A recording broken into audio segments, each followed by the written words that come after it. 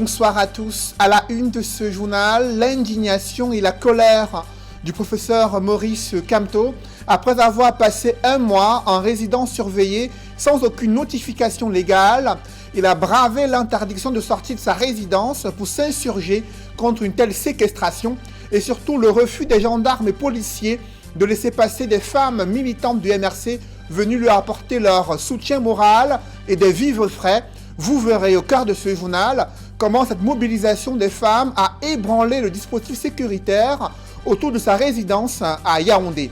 Et toujours dans la capitale, les moyens déployés par le gouvernement pour soutenir l'économie camerounaise sont insuffisants.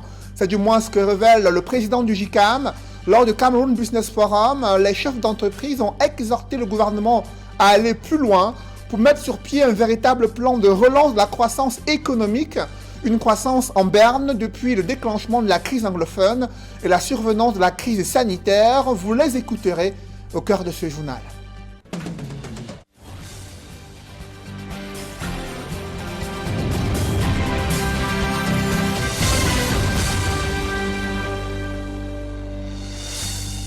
Merci de suivre cette édition complète de l'information sur Equinox Télévision. D'abord, la question des infrastructures routières qui reste préoccupante dans la capitale économique du Cameroun.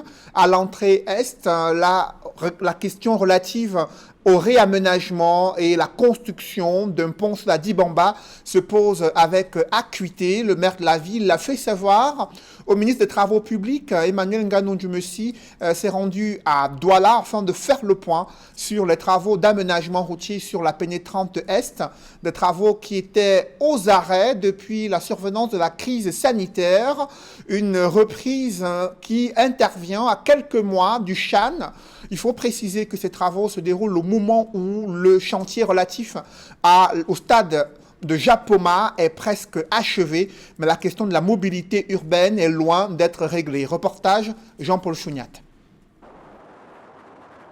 Les travaux de génie civil sur la pénétrante est de la ville de Douala, à l'arrêt depuis mars 2020 en raison de la pandémie Covid-19. Les usagers de cette route et les riverains continuent de parcourir leur chemin de croix dans d'interminables files d'embouteillage, du marché Ndorpassi jusqu'au pont sur le fleuve Dibamba. C'est tellement pénible parce que de 3 mois qu'on dit qu'on doit finir la route, le tronçon aussi. Je ne pense pas. Je ne pense pas parce que tout le temps nous vivons ces carrières comme vous voyez là. Les travaux vont au pas de tortue puisque depuis plus d'un an qu'on nous a déguerpis, il n'y a pas un avancement considérable. On n'est nulle part. Nous sommes toujours dans l'attente. Vous croyez que ces travaux ne vont pas s'achever?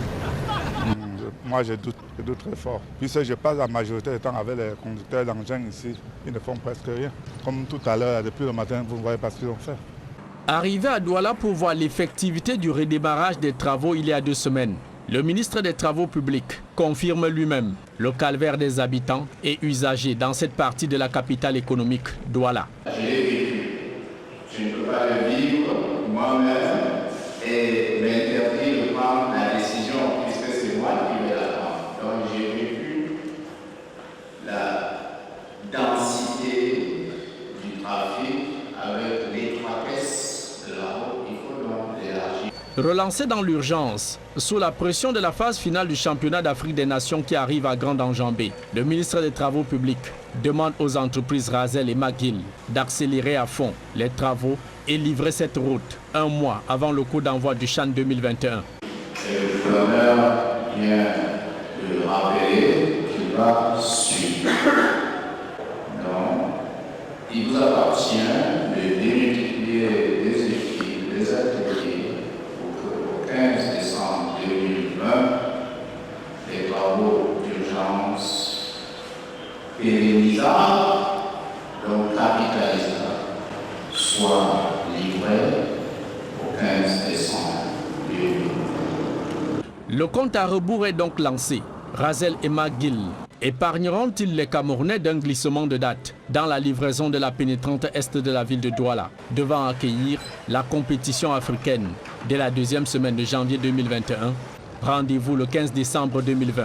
Parole de Nganou-Djumessi. On dit que la chambre va se jouer. La chambre va se jouer. Ça va se jouer avec les routes. Bon, si ça devait marcher normalement, les gens de la SONET devaient être sur le terrain pour nous prouver que normalement ils sont tentés de faire le travail. Puisque normalement, quand on commence aujourd'hui, demain, on sort. Peut-être seulement encore de moyens. Assistant à cette visite du patron des travaux publics, le maire de la ville de Douala pose l'équation sans réponse de la traversée difficile du pont sur le fleuve d'Ibamba. Je crois que c'est extrêmement important que jusqu'au pont, au moins jusqu'au pont, on puisse éviter les embouteillages, aussi bien du côté de Douala en sortant qu'en arrivant du côté de la Bamba. Bien entendu, le pont restera peut-être à un moment ou autre un goulot d'étranglement, mais ça c'est une autre affaire. Je crois que ce n'est pas ce qui est à l'ordre du jour aujourd'hui. Le big boss des travaux publics, le ministre Nganou Djoumessi, lâche la solution inattendue pour en finir avec l'engorgement à la traversée du fleuve d'Ibamba. Monsieur le maire, nous avons dans nos programmations dédoubler le pont Sunakibamba. Donc le pont Sunakibamba va être reconstruit pour éviter cette sorte d'effet entonnoir que nous aurons là-bas. On a 3 fois 2 voies, mais qui deviennent moins d'une fois au niveau du pont. Donc sa programmation est bien prévue avec le concours technique et financier de notre partenaire Magic. Tous les usagers de la route ont donc désormais les oreilles tendues vers Yaoundé pour la date du lancement du chantier de construction d'un nouveau pont sur le fleuve d'Ibamba, reliant ainsi en grand format le département du Vouri à celui de la Sanaga maritime. Après être sorti de la ville de Douala, vous faites partie de ces usagers automobilistes et voyageurs qui rencontrent des difficultés sur la route nationale numéro 3. Elle est parsemée de nids de poules qui compliquent la circulation et souvent causent de nombreux accidents. Des travaux en régie s'y déroulent afin de boucher ces nids de poules, mais ils sont tellement nombreux, relèvent plusieurs usagers, mais le gouvernement dit avoir mis le pied à l'étrier afin d'aménager cette route qui sera cruciale durant la compétition sportive à venir, le CHAN prévu en janvier 2021. Évocation avec Marcelin Gransop et Élisée Bogba. Sur la route nationale numéro 3, des engins et ouvriers sont à pied d'œuvre.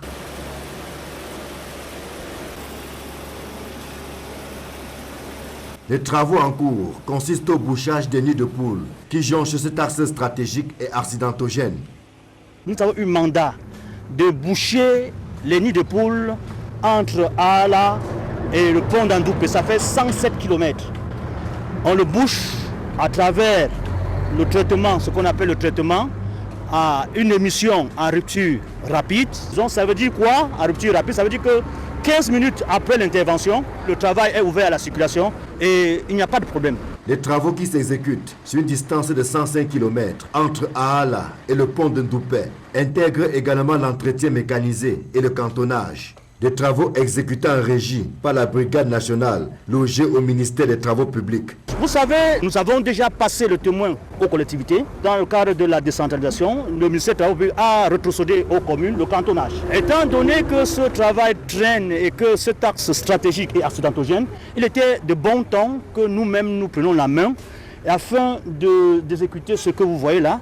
En dépit des pluies diluviennes qui s'abattent dans la région du centre, les travaux se déroulent à un rythme satisfaisant, comme a pu le constater le ministre des Travaux publics.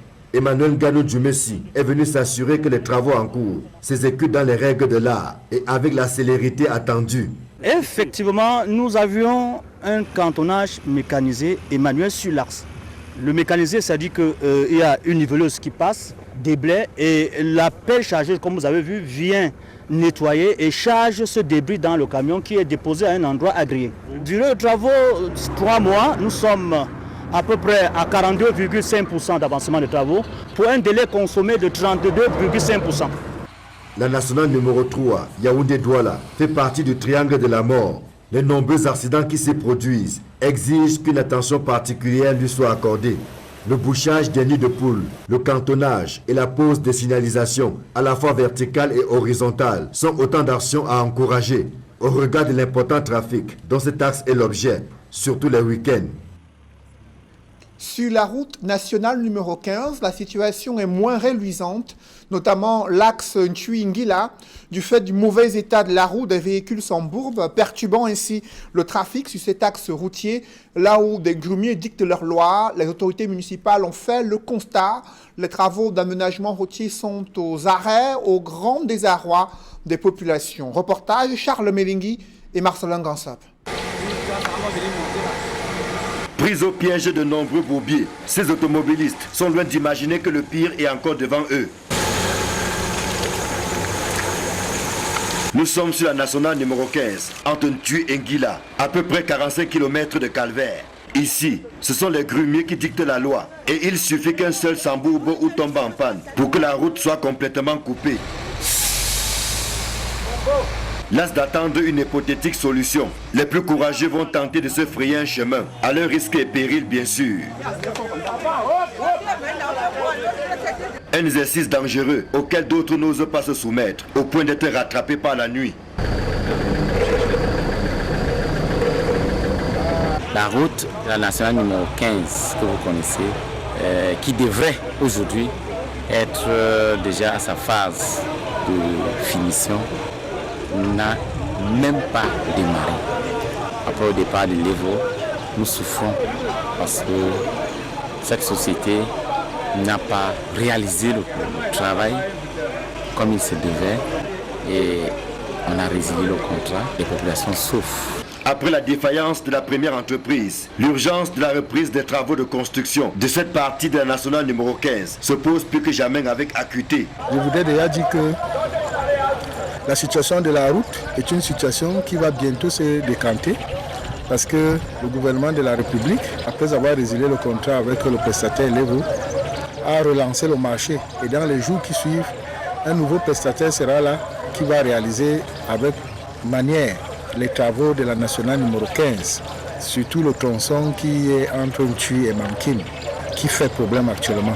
La tournée du maire de Ntui offre l'occasion aux populations d'exposer leurs souffrances quotidiennes, lesquelles ne se limitent pas au mauvais état de la route. Au village Osombe par exemple, les infrastructures scolaires n'ont pas bonne mine. Leur réhabilitation est une priorité absolue. C'est un village pionnier et qui a beaucoup souffert en ce qui concerne l'éducation. Vous n'avez qu'à voir derrière moi ce que représente l'école publique de Sombe. 2021 est dédié à Osombe. Pour les fonds de la dotation de la décentralisation, nous avons réservé au village Osombe 50 millions.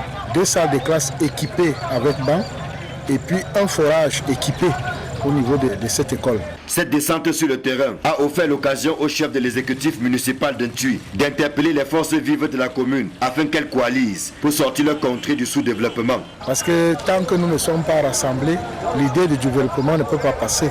Vous savez, derrière le rassemblement, il y a beaucoup de communication et beaucoup de propositions qui permettent à ce que des idées nouvelles puissent germer et permettre que notre cité soit en développement continuel. Lorsqu'il n'y a pas ce rassemblement, nous sommes toujours dans des problèmes de sous-développement. L'enclavement est la source de la plupart des difficultés que rencontrent les populations de Ntui. Celles en particulier dont les habitations et les plantations sont situées le long de la nationale numéro 15, Bois du Noir au quotidien. Elles attendent désespérément la lumière qui annoncera la reprise des travaux sur cet axe stratégique. Au ministère des Travaux publics, l'on dit tenir le bon bout dans la perspective de la reprise imminente des travaux. Le traitement des points critiques est également à l'ordre du jour pour parer au plus pressé en cette saison de grande pluie.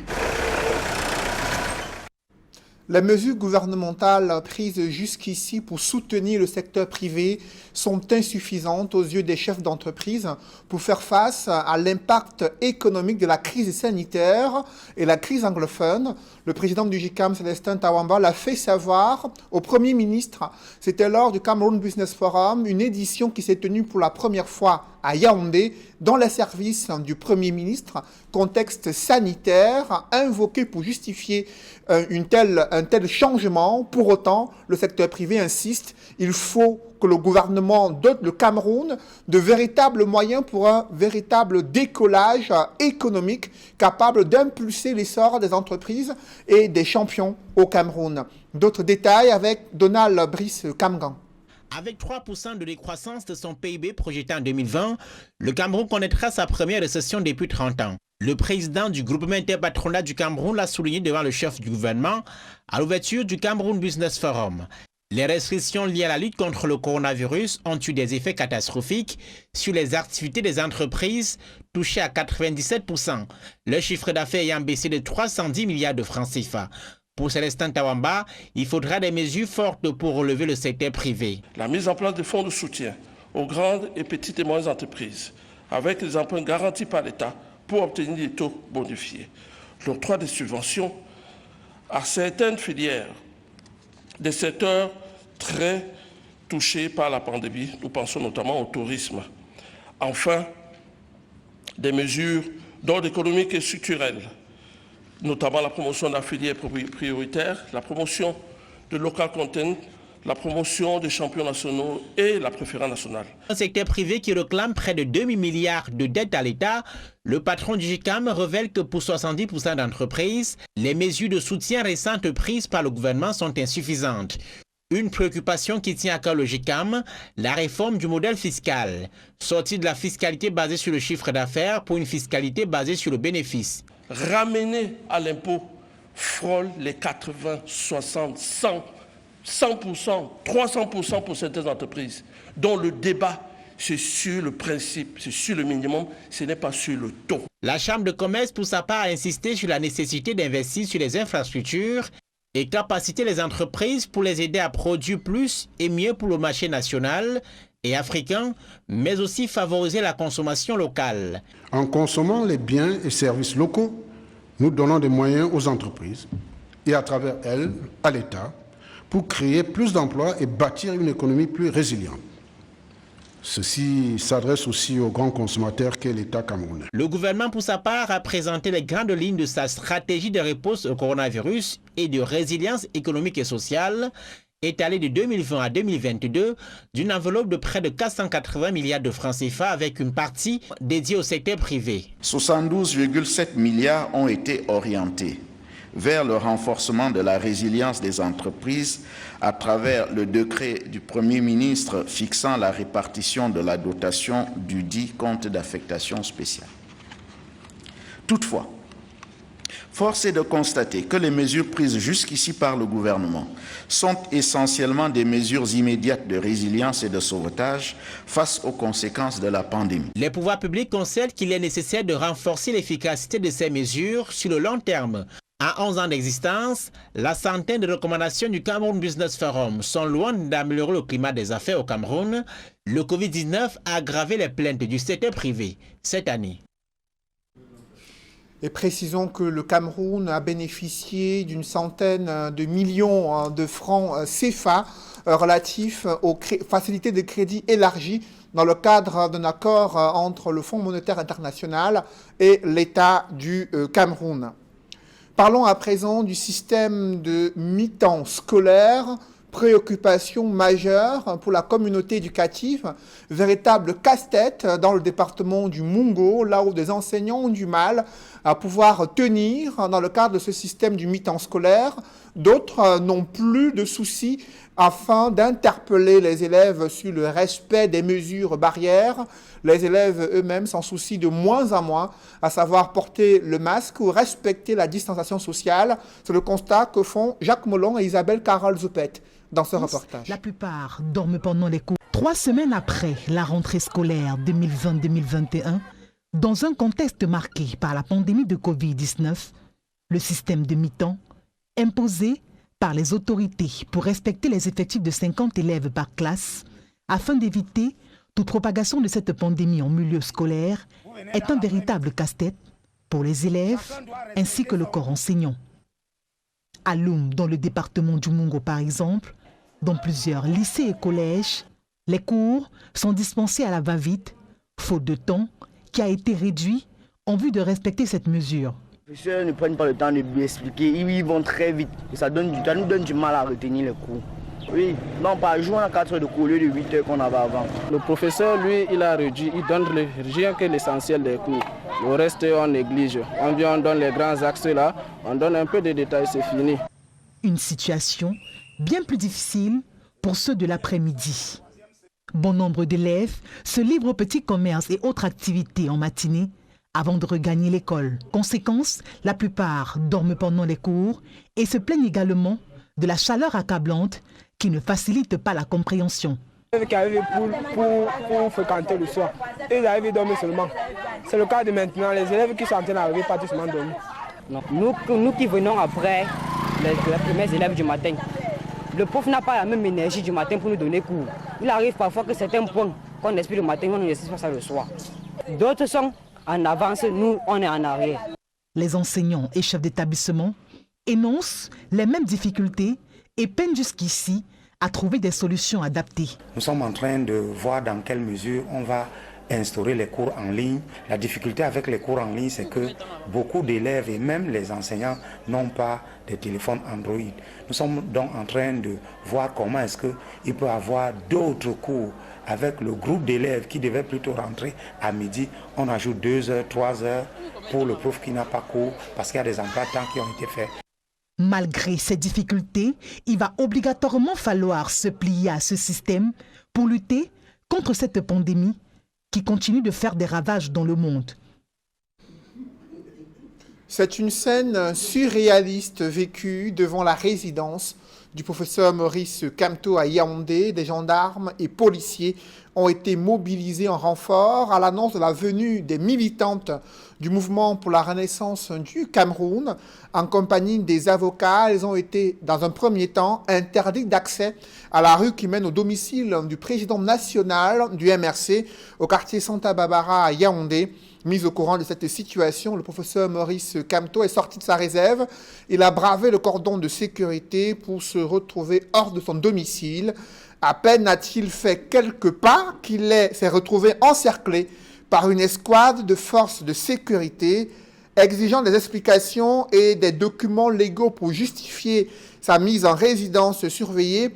Il n'a reçu aucune réponse concrète. Vous le voyez en image.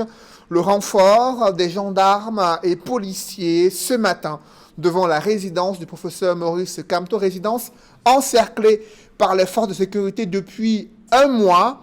Et ce matin, il attendait une visite, celle des femmes militantes du mouvement pour la renaissance du Cameroun.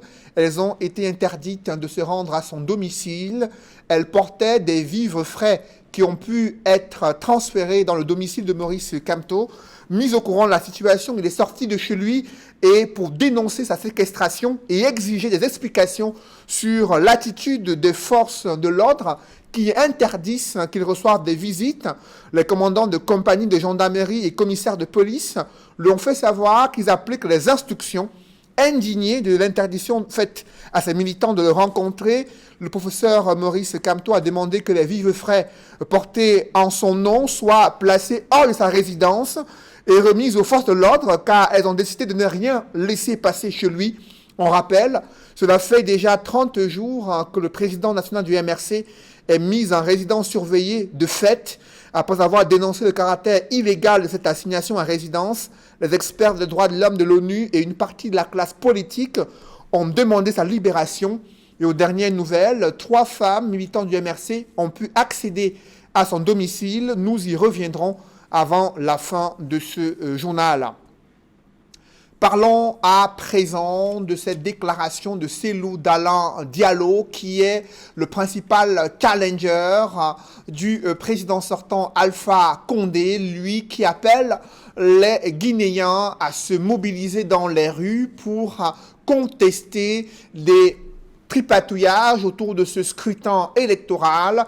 Cependant, il appelle les forces de l'ordre à plus de retenue, précisant que les Guinéens ont le droit constitutionnel de manifester et d'exprimer leur opinion politique.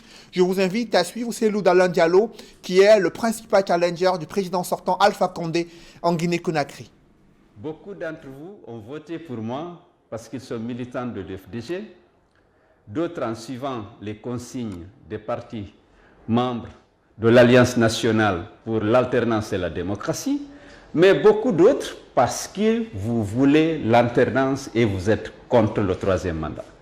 Aux uns et aux autres, je dis merci. Maintenant, il s'agit pour nous tous de lutter pour préserver, pour défendre notre victoire. Et vous savez qu'elle est menacée par Alpha Condé, qui n'a pas eu de lecteurs, mais qui a une armée de fraudeurs.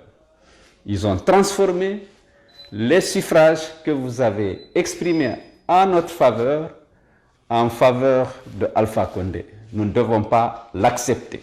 L'UFDG, en association avec les autres partis qui nous ont soutenus et qui sont membres de la NAD, vient de publier les vrais résultats de l'élection du 18 octobre. Ces résultats montrent clairement que votre candidat, celui que vous avez élu, l'a été avec 53% des suffrages exprimés dans les urnes.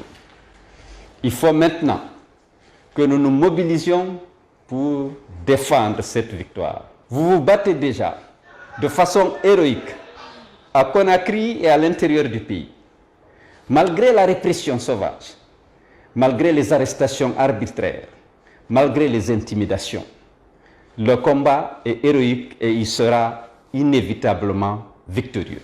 Certes, malheureusement, nous avons perdu beaucoup de nos camarades. Je voudrais présenter nos condoléances à leurs proches et à vous-même qui êtes en train de vous battre sur le terrain.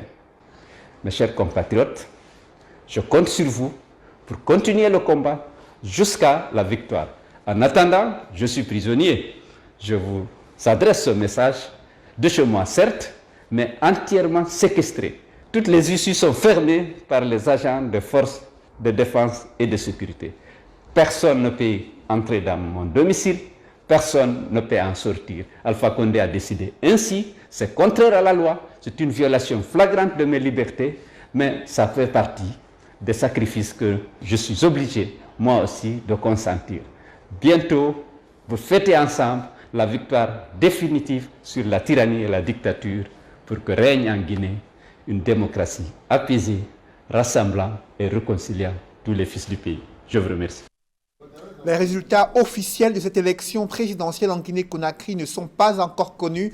Seuls quelques résultats partiels continuent d'être publiés, proclamés par la Commission électorale nationale indépendante en Guinée-Conakry. Les premiers résultats donnaient une avance au président sortant Alpha Condé. Évoquons à présent la situation en Côte d'Ivoire avec la mobilisation de ce tandem qui est Henri Konan Bédié et Pascal Affi-N'Guessan, eux qui conditionnent toujours la participation à ce processus électoral, notamment aux travaux de la commission électorale indépendante, laquelle doit déjà statuer sur le processus électoral au moment où la campagne se tient dans des conditions plus ou moins difficiles avec des violences décrié dans certaines parties de la Côte d'Ivoire. Je vous invite à suivre le porte-parole d'Henri Konan Bédié qui évoque comment l'opposition, du moins les candidats à cette élection présidentielle, à savoir Henri Konan Bédié et Pascal Affi-N'Guessan, comptent se comporter à l'approche du scrutin présidentiel prévu le 31 octobre prochain. Les discussions étaient ainsi en cours de finalisation quand le ministre de l'administration du territoire et de la décentralisation invita les partis politiques de l'opposition à une rencontre présidée par monsieur le Premier ministre, rencontre à laquelle les membres de la délégation des deux candidats ont refusé de participer eu égard à ce qui précède. Les candidats Henri Konan Bédié et Pascal Affi-N'Guessan auraient formulé comme demande la restructuration de la CEI avec un poste supplémentaire pour l'opposition et un poste de vice-président pour le PDCI RDINA. Cette affirmation erronée est une manipulation des échanges de la rencontre du 18 octobre 2020, au cours de laquelle les candidats Henri Konan Bédié et Pascal Affi-N'Guessan n'ont à aucun moment formulé une telle demande. Les candidats Henri Konan Bédié et Pascal Affi-N'Guessan portent à la connaissance de la communauté nationale et internationale, et surtout de la CEDEAO, qui ne se reconnaissent nullement dans cette affirmation du gouvernement qui ne reflète en rien les discussions avec la délégation ministérielle de la CEDEAO. Les candidats Henri Konan Bédié et Pascal Affi-N'Guessan maintiennent leur mot d'ordre de désobéissance civile pour le retrait de la candidature anticonstitutionnelle et illégale d'Alassane Ouattara la réforme de la CEI et du Conseil constitutionnel, l'audit international de la liste électorale, le retour des exilés, notamment les présidents Laurent Gbagbo, Guillaume Soro, le ministre Charles Blé Goudé, la libération des prisonniers politiques. Les candidats Henri Konan Bédié et Pascal Affi-N'Guessan réitèrent leur demande de médiation internationale dans le conflit ivoirien. Et au Cameroun, je vous le précise concernant la situation du professeur Maurice Kamto, dernière nouvelle, aucune des femmes militantes du mouvement pour la renaissance du Cameroun n'ont pu accéder au domicile du président national du MRC. Elles ont essayé de passer cette escouade de forces de gendarmerie et de police. Elles ont reçu une forme de non-recevoir. Seuls les vivres frais ont pu traverser les gendarmes qui ont essayé de les faire entrer dans le domicile de Maurice Kamto. Il s'y est opposé lui aussi. Il est sorti de sa résidence pour exiger des explications sur les raisons pour lesquelles il était assigné à résidence depuis près d'un mois sans avoir été notifié sur le plan judiciaire. Je vous invite à présent à suivre Thiriane Balbine Noah, vice-présidente du MRC, qui revient sur les circonstances de leur démarche et la fin de non-recevoir qui leur a été opposée par les forces de l'ordre et la gendarmerie. Alors déjà, c'est pas aujourd'hui que je l'ai annoncé, je ne pouvais pas annoncer une visite aujourd'hui et la mener aujourd'hui, je l'ai annoncé il y a quelques jours. Alors la visite consistait essentiellement à ce qu'elle est une visite à notre président national qui est séquestré depuis un mois déjà. Depuis un mois, il est sans visite et nous avons estimé, parce qu'ayant causé avec lui, il était temps que nous réagissions face à la pénurie naturelle des livres qui sévissait déjà dans son domicile. Voilà pourquoi nous n'avons pas justement voulu rendre cela officiel.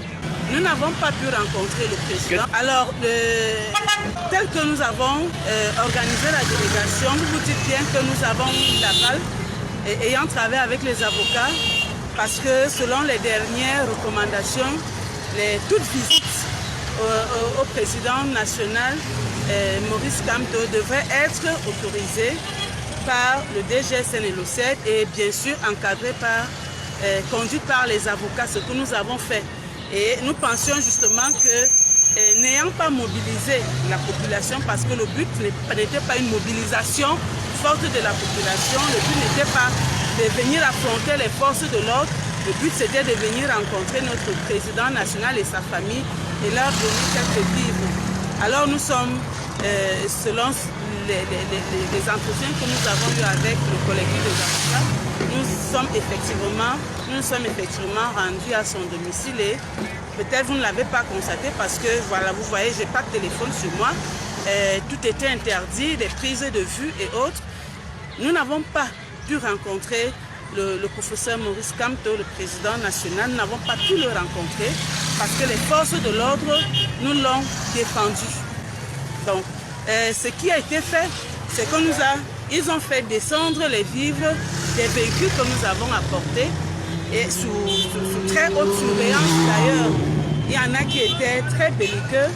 On se dit que peut-être qu'ils sont dans leur rôle, mais c'est quand même dommage que nous sommes venus pour rendre visite au président. Vous avez peut-être pris quelques vues, il n'y avait pas une forte population. Donc en réalité, il n'y avait pas de mouvement d'humeur. Nous n'avons pas pu rencontrer le président élu, mais nous avons apporté les livres qui ont été réceptionnés dans leur majorité. On nous a chassés, après qu'on a descendu les livres, on nous a chassés des lieux. Donc les photos, nous n'avons pas pu les prendre pour assurer après de la pérennité de l'information. Nous pouvons retenir que nous avons fait descendre les livres, mais nous ne savons pas s'ils vont arriver à destination. Okay. Cependant, ils nous ont rassuré qu'ils allaient faire entrer les livres. Comment? Je ne peux pas vous le dire. Vous l'avez suivi, des propos de la vice-présidente du MRC, les femmes militantes de ce parti politique ont été chassées par les forces de police et de gendarmerie alors qu'elles venaient apporter un soutien moral et des vivres frais au président national du MRC, lequel lui aussi a refusé de recevoir ces vivres, dénonçant l'attitude des gendarmes qui empêchent qu'ils reçoivent des visites de la part des responsables politiques de son parti, le MRC. Et prenons tout de suite la route pour se rendre en Guinée-Conakry, où nous attendent nos envoyés spéciaux. Ils sont à la commission électorale indépendante où le décompte continue de s'effectuer concernant les premiers résultats partiels de ce scrutin présidentiel. On fait le point avec nos envoyés spéciaux Emmanuel Job et Guy Zogo. 5 jours après la tenue de l'élection présidentielle, la Guinée-Conakry reste dans l'attente des résultats de ce scrutin. Ici, au siège de la Commission nationale électorale, ce sont donc des séances plénières qui se succèdent au sein de cette institution qui a la charge de compiler les résultats. Nous écoutons son porte-parole. Nous avons déjà compilé 10 procès-verbaux, ce qui signifie qu'il nous reste pratiquement 8 procès-verbaux au plan national. Il y a 8 procès-verbaux qui sont attendus de l'extérieur, parce qu'on avait bien la volonté que l'élection se tienne dans les 25 ambassades. Mais aujourd'hui, avec la situation liée à la Covid, et donc ce vote n'a pu être organisé dans ces 25 ambassades, la CENI s'achemine vers la fin de la partie qui la concerne, parce que dans le processus, la CENI organise les élections, elle supervise, elle proclame les résultats provisoires. Les résultats définitifs sont proclamés par la Cour constitutionnelle. S'agissant de l'ambiance dans la capitale et dans l'ensemble de la République de Guinée, de fortes tensions ont été signalées dans la journée d'hier. On a enregistré au total 9 morts suite à des affrontements entre les manifestants issus des rangs de l'opposition, notamment de l'UFDG, de Cellou Dalein Diallo et les forces de l'ordre. Ce matin, après le point sécuritaire fait par le ministre de la Sécurité, Albert Damantan Camara, c'est le ministre des Affaires étrangères qui a reçu l'ensemble du corps diplomatique accrédité ici en Guinée-Conakry pour faire un examen complet de la situation. Nous écoutons le ministre guinéen des Affaires étrangères. On a pris à témoin la communauté internationale sur les exactions, sur les appels à la violence. Ce qui est paradoxal, c'est qu'au même moment où M. Cellou Dalein appelle à la résistance ou à la violence, ces représentants sont à toutes les étapes du processus électoral à la CENI. Donc, nous avons appris aussi l'existence d'un logiciel qui est tombé du ciel. On ne sait pas d'où, et qui a la capacité d'avoir accès à tous les bureaux de vote dans les villages les plus reculés, je ne sais pas avec quel réseau, qui fait remonter les informations. Dans la foulée du ministre des Affaires étrangères, le ministre de la Justice s'est également exprimé en insistant notamment sur l'opportunité pour le gouvernement d'exercer des poursuites judiciaires contre les auteurs des violences. Nous ne sommes pas dans une république bananière. Nous sommes dans un État souverain qui a ses règles et nous sommes en matière de compétition électorale. Nous tenons donc au respect des lois de la République et aucune velléité de déstabilisation des institutions ou de l'ordre public ne sera tolérée. Et l'État prendra toutes les mesures pour faire régner l'ordre et la sécurité dans le strict respect des lois.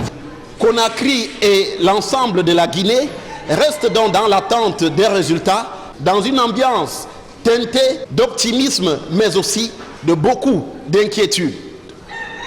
À Conakry, pour Equinox Télévision, Emmanuel Job, Guy Zogo. Un public reportage dans ce journal. La Société anonyme des brasseries du Cameroun célèbre l'excellence scolaire. Des dons des bourses scolaires ont été offertes aux meilleurs élèves dans la région du centre. Un reportage. One goal! One goal! Nous sommes à l'école primaire du groupe olympique de Yaoundé. En ce 14 octobre 2020, journée de l'excellence scolaire, le groupe SABC a décidé de primer les élèves méritants du département du Fundi qui se sont démarqués par leur belle performance au cours de l'année académique 2019-2020. À l'occasion, des kits scolaires leur sont offerts comprenant un sac à dos, tous les livres inscrits au programme et une gourde d'eau pour assouvir la soif à l'école. J'ai reçu un sac et les fournitures scolaires. Je remercie vraiment le groupe SABC pour toutes ces fournitures qu'ils m'ont accordées. Et je remercie aussi tous les enseignants de l'école catholique qui m'ont aidé à développer mes connaissances. On a donné tous les livres qui figurent dans la liste des fournitures. Donc, ça nous permet d'économiser aussi. Ça nous permet de faire un peu d'économie sur les dépenses futures. Outre les élèves du groupe scolaire olympique, le lycée technique de Colbison et le complexe scolaire Sidi Fella Mimboman, tous à Yaoundé, ont également bénéficié de l'élan du groupe SABC et se sont vus dotés de 18 ordinateurs de bureau, 3 laptops ainsi que 3 imprimantes, un switch et un scanner. Ce que nous venons de vivre est presque inédit et puisque cela se passe après quelques jours de la rentrée et nous pensons ici que c'est un soulagement très important pour nos parents. Nous voulons saluer ici le partenariat Minedub, SABC ou alors SABC Minedub. Nous souhaitons que cela continue de l'avant. Cette caravane que nous avons démarrée du côté de Lumkonsamba le 8 octobre va à la fin encourager 1500 écoliers du primaire qui ont obtenu les moyennes qui oscillent entre 15 et 19 sur 20. C'est la concrétisation de l'engagement du groupe SABC qui accompagne le développement du Cameroun et qui dit développement dit formation de qualité, éducation de qualité. Ces nouvelles actions du groupe SABC rappellent une fois de plus son attachement indéfectible à la promotion d'une éducation camerounaise de qualité, socle du développement du pays dans lequel le leader agro-industriel camerounais est engagé depuis plus de 70 ans. Mesdames, Messieurs, c'est la fin de ce journal. Merci de l'avoir suivi. Juste après cette édition de 20h, retrouvez Serge Alain Autou et ses invités pour le débrief du journal sur le plateau d'Equinox Soir. Serge Alain. Des femmes du mouvement pour la renaissance du Cameroun n'ont pas pu avoir accès à leur leader. Ce soir, c'est à Santa Barbara, à Yaoundé. Elles ont pourtant essayé de s'y rendre au domicile du président national du mouvement pour la renaissance du Cameroun. Les gendarmes et les policiers les ont chassés, pour reprendre les mots utilisés par la vice-présidente du MRC. Seuls les vivres frais qu'elle transportait ont pu passer entre les mailles du filet pour se rendre au domicile de Maurice Kamto. Celui-ci est sorti de chez lui, bravant l'interdiction de sortie de sa résidence pour exiger des explications aux gendarmes et policiers sur les raisons pour lesquelles ils ont interdit ces différentes visites.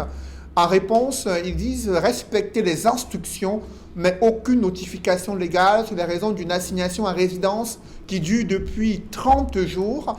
Critique ainsi le professeur Maurice Kamto. Vous avez suivi la vice-présidente du MRC qui a déploré cette attitude des forces de l'ordre.